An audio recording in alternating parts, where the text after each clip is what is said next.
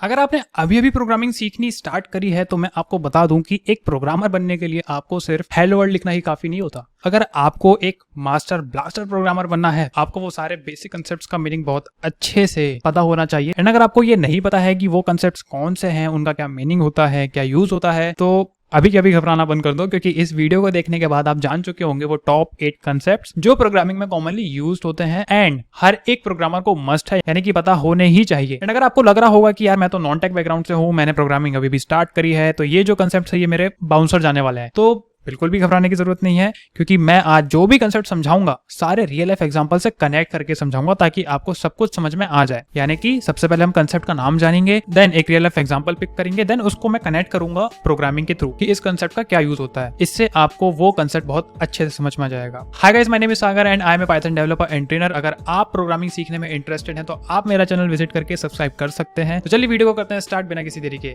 तो आज जो हमारा पहला कंसेप्ट है वो है वेरिएबल्स। मान लीजिए आप एक स्कूल में पढ़ते हैं और आपकी क्लास में हर स्टूडेंट का एक रोल नंबर होता है। रोल नंबर एक वेरिएबल है जो कि स्टूडेंट की आइडेंटिटी को स्टोर करता है। आप रोल नंबर से स्टूडेंट का नाम, क्लास, सेक्शन एक्सेट्रा सब कुछ पता कर सकते हैं। अब रोल नंबर को डिफाइन करने के लिए आपको उसका नाम देना होता है, जैसे कि रोल नंबर, और उसके साथ उसकी वैल्यू असाइन करनी होती है, जैसे कि रोल नंबर इक्वल टू 1। अब यहाँ पे मैंने एक वर्ड यूज किया, वैल्यू। वैल्यू का मतलब क्या होता है? वैल्यू का मतलब वो होता है जो डेटा वेरिएबल में स्टोर होता है। यानी कि यहाँ पे हमने रोल नंबर नाम के वेरिएबल पे एक वैल्यू स्टोर करी जो है 1। वैल्यू चेंज भी हो सकती है, जैसे कि अगर स्टूडेंट का क्लास अपग्रेड हो जाए तो उसका रोल नंबर भी चेंज हो सकता है। अब इस एग्जांपल को प्रोग्रामिंग में ट्रांसलेट करते हैं। आप एक प्रोग्राम लिखते हैं और उसमें वेरिएबल्स का यूज करते हैं। वेरिएबल्स को डिफाइन करने के लिए आपको उनका नाम देना होता है, जैसे कि X, Y, name, age etcetera जो भी आप देना चाहें, और उनके साथ उनकी वैल्यू असाइन करनी होती है, जैसे X equal to 10, Y equal to 20, name equal to Sagar, roll number equal to 20, या फिर जो भी आपका रोल नंबर होगा। अब वैल्यू को असाइन करने के लिए आप यहाँ पे इक्वल टू ऑपरेटर का यूज करते हैं। वैल्यू किसी भी डेटा टाइप की हो सकती है, जैसे कि integer, float, string, Boolean etcetera. Data type का मतलब इन शॉर्ट में मैं आपको बता दूं कि इसका मतलब वो होता है जो डेटा की कैटेगरी को बताता है कि डेटा किस टाइप का है, उसे डेटा टाइप कहते हैं। जैसे कि मैंने आपको बताया था कि वैल्यू चेंज भी हो सकती है। मान लीजिए अगर आप x की वैल्यू को अपडेट करना चाहते हैं तो आप x इक्वल टू 15 लिख सकते हैं। वेरिएबल्स का यूज करके हम अपने प्रोग्राम को फ्लेक्सिबल और डायनामिक बना सकते हैं। हम वेरिएबल्स की मदद से डेटा को रीयूज कर सकते हैं और प्रोग्राम की मेमोरी को एफिशिएंटली मैनेज कर सकते हैं। वेरिएबल्स के बारे में जानने के लिए आपको कुछ पॉइंट्स हमेशा यहाँ पे याद रखने होंगे जो कि रूल्स यानी कि जरूरी है। नंबर 1, वेरिएबल को डिक्लेयर करते वक्त हमें उनका नाम और डेटा स्पेसिफाई करना होता है, ये जरूरी है, राइट। डेटा टाइप ये बताता है कि वेरिएबल में किस टाइप का डेटा स्टोर हो रहा है। वेरिएबल्स का नाम मीनिंगफुल और डिस्क्रिप्टिव होना चाहिए ताकि हमें प्रोग्राम पढ़ने में आसानी हो। नंबर 2, वेरिएबल्स के नाम में हमें कुछ रूल्स फॉलो करने पड़ते हैं, जैसे कि हम स्पेस, स्पेशल कैरेक्टर्स या कीवर्ड नहीं यूज कर सकते। हर प्रोग्रामिंग लैंग्वेज के अपने रूल्स होते हैं जो आपको सीखने पड़ेंगे। तो ये था वेरिएबल का एक बेसिक इंट्रोडक्शन। आई होप आपको समझ में आ गया होगा। अब मूव करते हैं हमारे सेकंड टॉपिक के ऊपर, जो है डेटा टाइप। जी हाँ, आपने भी सुना होगा कि मैंने वेरिएबल समझाते टाइम कुछ डेटा टाइप वर्ड बोला है, तो उसको और अच्छे से समझते हैं क्योंकि ये भी बहुत ज्यादा इंपॉर्टेंट है। तो डेटा टाइप का सिंपल मीनिंग है कि कोई ऐसी चीज जो किसी तरह यानी कि किसी टाइप की होती है, उसका नेचर और प्रॉपर्टीज फिक्स्ड होता है, जैसे कि नंबर्स, टेक्स्ट, इमेजेस एक्सेट्रा। अब नंबर यानी कि 1 2 3 4 ही होगा, ABCD तो बोल नहीं सकते। तो इन सभी चीजों को हम डेटा टाइप कहते हैं। अब प्रोग्रामिंग में डेटा टाइप्स का क्या काम है? प्रोग्रामिंग में डेटा टाइप ये बताते हैं कि हम किस तरह के डेटा को कैसे स्टोर और मैनिपुलेट कर सकते हैं। कंफ्यूज हो गए? कोई बात नहीं, अब ये बात समझो कि डेटा टाइप हमें ये भी बताते हैं कि हम किस तरह के ऑपरेशंस और फंक्शंस डेटा पर अप्लाई कर सकते हैं। डेटा टाइप का यूज करके हम अपने प्रोग्राम को एक्यूरेट और एफिशिएंट बना सकते हैं। हम डेटा टाइप की मदद से डेटा को ऑर्गेनाइज कर सकते हैं और प्रोग्राम की मेमोरी को ऑप्टिमली यूज कर सकते हैं। डेटा टाइप के बारे में जानने के लिए आपको कुछ पॉइंट्स ऑब्वियसली याद रखने होंगे। नंबर 1 इज डेटा टाइप्स को ब्रॉडली 2 कैटेगरीज में डिवाइड किया जा सकता है। Number 1 is primitive and number 2 is non primitive. समझते हैं कि प्रिमिटिव डेटा टाइप क्या होते हैं। तो प्रिमिटिव डेटा टाइप वो होते हैं जो बेसिक वैल्यू स्टोर करते हैं, जैसे कि integers, floats, bullions etcetera. Non primitive data type वो होते हैं जो कॉम्प्लेक्स वैल्यू स्टोर करते हैं, जैसे कि एरे, स्ट्रिंग्स, ऑब्जेक्ट्स एक्सेट्रा। अभी एरे, स्ट्रिंग, ऑब्जेक्ट आपके दिमाग में थोड़ा बाउंसर जा रहा होगा if you are new to programming, but घबराने वाली कोई बात नहीं है। डेटा टाइप्स हर प्रोग्रामिंग लैंग्वेज में अलग अलग हो सकते हैं और उनके सिंटैक्स और रूल्स भी वेरी कर सकते हैं। आपको हर प्रोग्रामिंग लैंग्वेज के डेटा टाइप्स को अलग से सीखना पड़ेगा, यानी कि उनका सिंटैक्स अलग अलग हो सकता है। डेटा टाइप्स को हम वेरिएबल्स के साथ एसोसिएट करते हैं। वेरिएबल्स को डिक्लेयर करते वक्त हमें उनका डेटा टाइप स्पेसिफाई करना होता है ताकि प्रोग्राम समझ सके कि वेरिएबल में किस तरह का डेटा स्टोर हो रखा है। वेल, पाइथन पाइथन में आपको ये करने की जरूरत नहीं है। पाइथन एक डायनेमिकली टाइप्ड लैंग्वेज है, वहां पे आपको डेटा का टाइप स्पेसिफाई करने की जरूरत नहीं है। तो ये था डेटा टाइप का एक बेसिक इंट्रोडक्शन। आई होप आपको समझ में आएगा। अब चलते हैं हमारे तीसरे टॉपिक की तरफ, जो है कंडीशनल स्टेटमेंट्स। कंडीशनल स्टेटमेंट्स का मतलब कोई ऐसी चीज जो किसी कंडीशन पर डिपेंड करती है, जिसकी आउटकम ट्रू या फॉल्स हो सकती है या फिर कंडीशन बेस्ड हो सकती है। जैसे कि वेदर, ट्रैफिक, एग्जाम, ये सब चीजें क्या है, कंडीशन बेस्ड है। इन सभी चीजों पर हम अपने डिसीजंस बेस करते हैं कि हम क्या करेंगे और क्या नहीं। अगर मेरे एग्जाम है तो ऑब्वियसली मैं पढ़ूंगा, घूमूंगा नहीं। अब प्रोग्रामिंग में कंडीशनल स्टेटमेंट्स का क्या काम है? प्रोग्रामिंग में कंडीशनल स्टेटमेंट्स ये बताते हैं कि हम किस कंडीशन पर क्या एक्शन परफॉर्म करेंगे। कंडीशनल स्टेटमेंट्स हमें प्रोग्राम को कंट्रोल करने में हेल्प करते हैं और प्रोग्राम को डिफरेंट सिचुएशन के हिसाब से बिहेव करने देते हैं। कंडीशनल स्टेटमेंट्स का यूज करके हम अपने प्रोग्राम को स्मार्ट और इंटरएक्टिव बना सकते हैं। हम कंडीशनल स्टेटमेंट्स की मदद से प्रोग्राम को लॉजिकल और कॉम्प्लेक्स टास्क करने में इनेबल कर सकते हैं। कंडीशनल स्टेटमेंट्स को जनरली दो टाइप्स में डिवाइड किया जा सकता है। Number 1 is if else and number 2 is switch case. एक एक करके समझते हैं दोनों को। इफ एल्स स्टेटमेंट वो होता है जो एक कंडीशन चेक करता है और उसके हिसाब से एक ब्लॉक ऑफ कोड एग्जीक्यूट करता है। एंड स्विच केस स्टेटमेंट वो होता है जो कि एक एक्सप्रेशन की वैल्यू चेक करता है और उसके हिसाब से एक केस एग्जीक्यूट करता है। कंडीशनल स्टेटमेंट्स हर प्रोग्रामिंग लैंग्वेज में अलग अलग हो सकते हैं और उनके सिंटैक्स और रूल्स भी वेरी कर सकते हैं। आपको हर प्रोग्रामिंग लैंग्वेज के कंडीशनल स्टेटमेंट्स को अलग से सीखना पड़ेगा। कंडीशनल स्टेटमेंट्स को हम वेरिएबल्स, ऑपरेटर्स और फंक्शन के साथ भी यूज कर सकते हैं। वेरिएबल्स हमें डेटा स्टोर करने में हेल्प करते हैं, ऑपरेटर्स हमें डेटा कंपेयर करने में हेल्प करते हैं और फंक्शंस हमें डेटा मैनिपुलेट करने में हेल्प करते हैं। तो ये था कंडीशनल स्टेटमेंट्स का एक बेसिक इंट्रोडक्शन।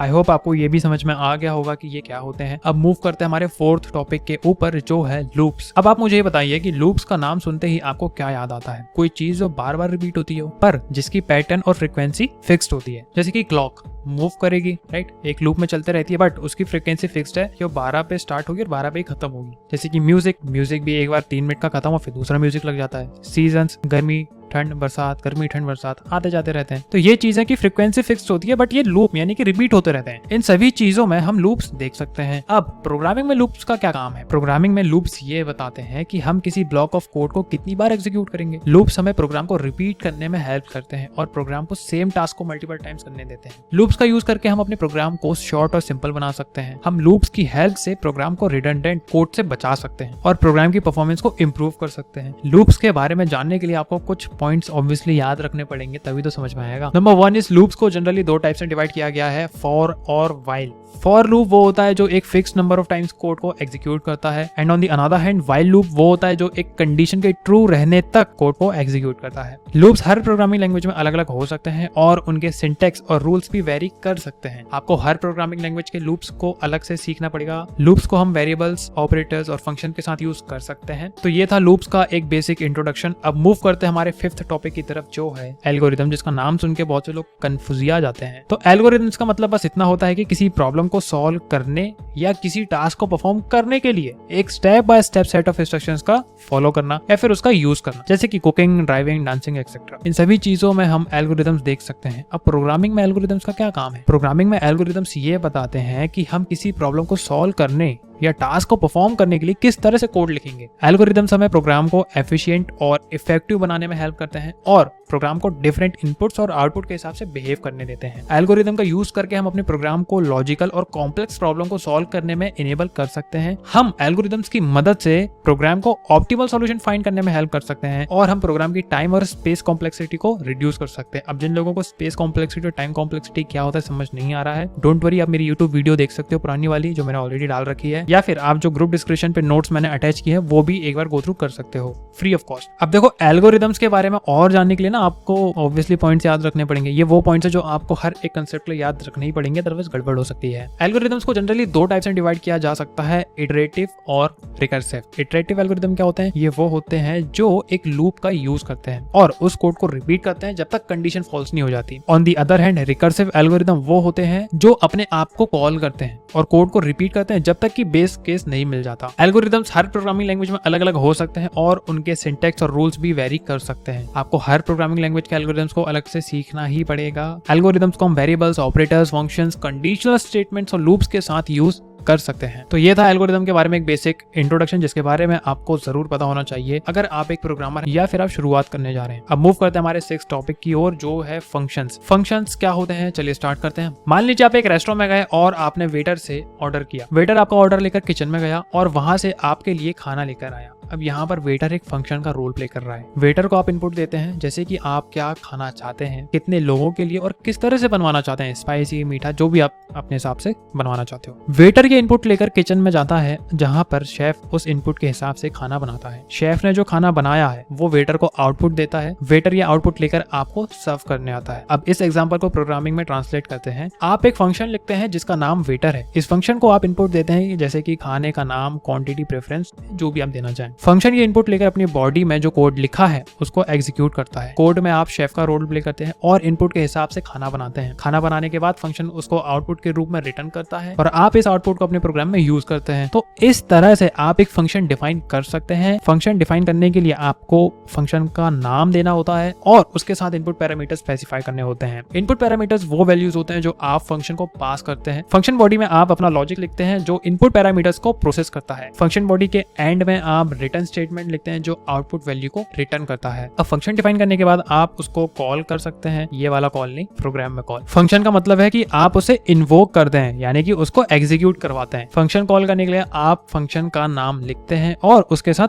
आर्गुमेंट्स देते हैं। आर्गुमेंट्स क्या होते हैं? आर्गुमेंट्स वो वैल्यू होते हैं जो आप इनपुट पैरामीटर्स की जगह यूज करते हैं। फंक्शन कॉल होने पर फंक्शन बॉडी में जो कोड लिखा है वो एग्जीक्यूट होता है और आउटपुट वैल्यू रिटर्न होती है। फंक्शन का यूज करने से आपके कोड में क्या फायदे होते हैं? फंक्शन से आप कोड को मॉड्यूलर बना सकते हैं, यानी कि आप अपने कोड को छोटे छोटे हिस्सों में डिवाइड कर सकते हैं। इससे आपका कोड इजी टू रीड और इजी टू डीबग होता है। अब जिनको नहीं पता है डीबगिंग क्या होती है, डोंट वरी, हमारा अगला टॉपिक वही है। तो फंक्शन से आप कोड डुप्लीकेशन अवॉइड कर सकते हैं, यानी कि यदि आप फंक्शन का यूज कर रहे हैं तो आपको एक ही कोड को बार बार लिखने की जरूरत नहीं पड़ने वाली। आप एक फंक्शन डिफाइन करके उसको मल्टीपल टाइम्स कॉल कर सकते हैं। इससे आपका कोड रीयूजेबल और मेंटेनेबल होता है। फंक्शन से आप एब्स्ट्रैक्शन क्रिएट कर सकते हैं, यानी कि आप अपने कोड को हाई लेवल और लो लेवल में सेपरेट कर सकते हैं। इससे आपका कोड ऑर्गेनाइज्ड और स्ट्रक्चर होता है। तो दोस्तों ये था फंक्शन के बारे में एक बेसिक इंट्रोडक्शन। अब समझते हैं डीबगिंग। मान लीजिए आप एक बाइक चला रहे हैं और अचानक बाइक रुक जाती है। अब आपको बाइक को रिपेयर करना है, तो आप क्या करेंगे? आप बाइक के पार्ट्स को चेक करेंगे कि कहाँ पर प्रॉब्लम है, क्या इंजन में कुछ प्रॉब्लम है या पेट्रोल खत्म हो गया है या फिर जो भी प्रॉब्लम है आप चेक करो।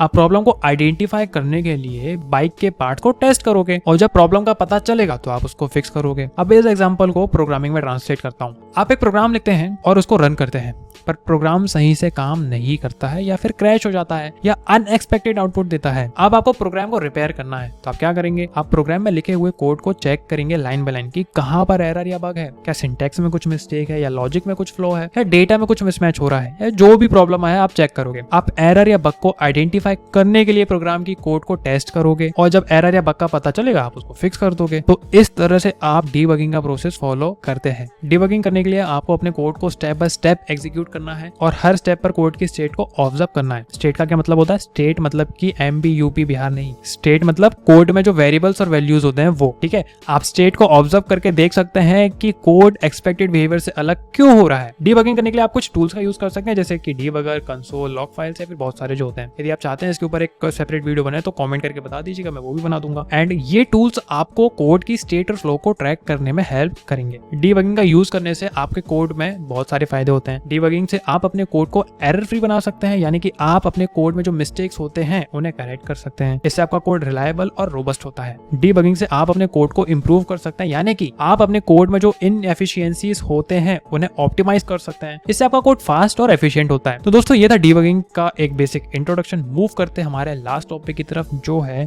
Version control. वर्जन कंट्रोल का मतलब है कि आप अपने कोड में जो भी चेंजेस करते हैं उन्हें ट्रैक कर सकते हैं। आप अपने कोड का हिस्ट्री देख सकते हैं कि कब, क्यों और किसने क्या चेंज किया। आप अपने कोड को रिवर्ट कर सकते हैं अगर आपको कोई बग या एरर मिलता है। आप अपने कोड को बैकअप कर सकते हैं अगर आपका कंप्यूटर क्रैश हो जाता है, और आप अपने कोड को शेयर भी कर सकते हैं अगर आप टीम में काम करते हैं या फिर किसी से कोलैबोरेट करना चाहते हैं। वर्जन कंट्रोल के बिना आपको अपने कोड को मैन्युअली मैनेज करना पड़ेगा।